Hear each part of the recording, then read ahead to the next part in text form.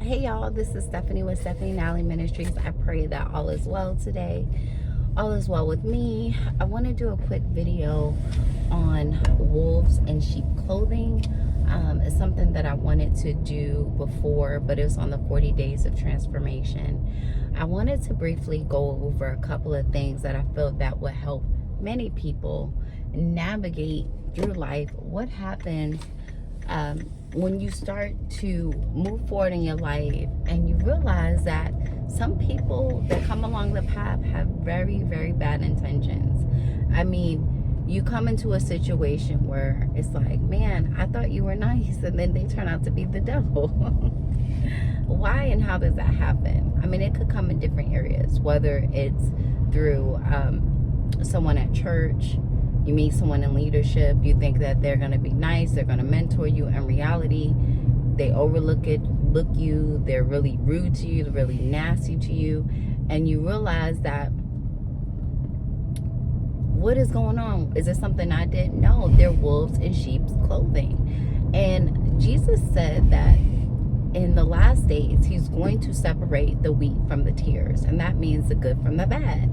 In reality, they have to all grow up together. So God, because sometimes you can't see the difference, and you got to understand this is life. Life has a way of moving its way around, and you're gonna meet different people. Different people are gonna come into your life that don't mean you any good, and so you have to put yourself in a position where, not saying you expect it, but you're not caught off guard when the enemy brings a wolf into your life.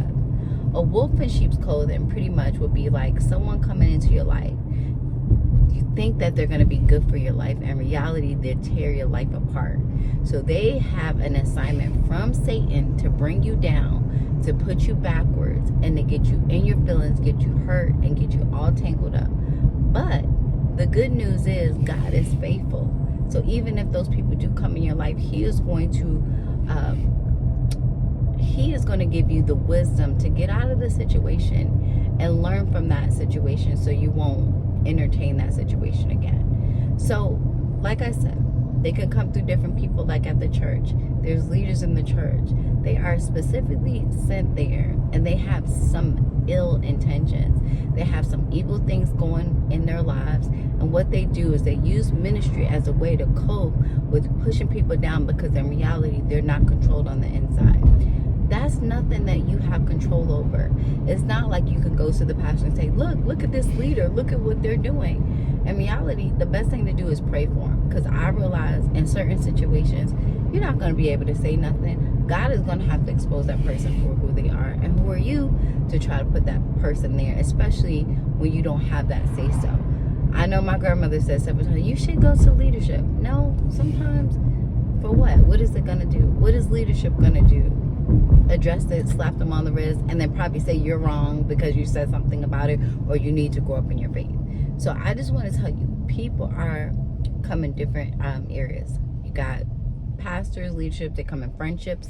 So you have friends that are designed to get you off your track with God. You're like, oh, they're fun, they're so fun to hang around. What happens is they mesmerize you maybe with things they have in life, and you get so distracted. Next thing you know, you're going backwards. Their influence will influence you to go back into perversion or live a life that God doesn't want you to have. Then the third thing is you have relationships.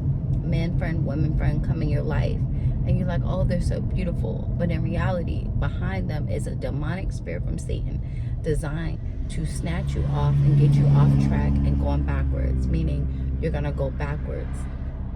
So what do you do then?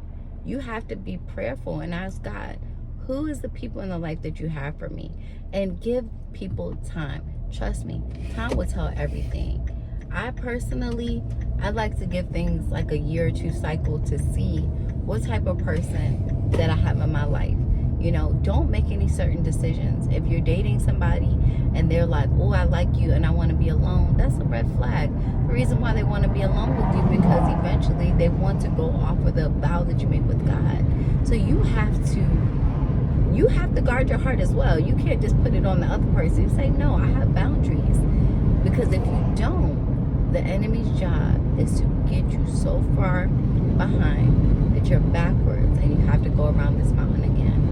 So y'all, hear me out here. There are many wolves wolves in sheep's clothing. Even in a congregation, you think about it. You think that everybody on your team is for you? No, you have people that will backstab you, tear you apart, try to lie on you, say things that are not true. Why? Because they are jealous of the plan that God has for you in your life.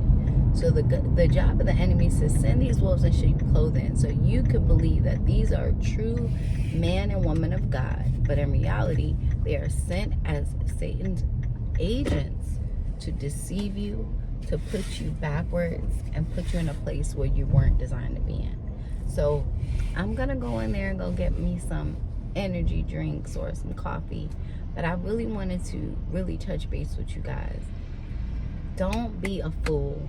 And don't be a person that believes that the enemy could just come along and, oh, that's just a woman of God, that's a man of God. No, there are specific people that are designed to get you backwards and put you back where you're not supposed to be. So just be encouraged. And I pray that this message will help you.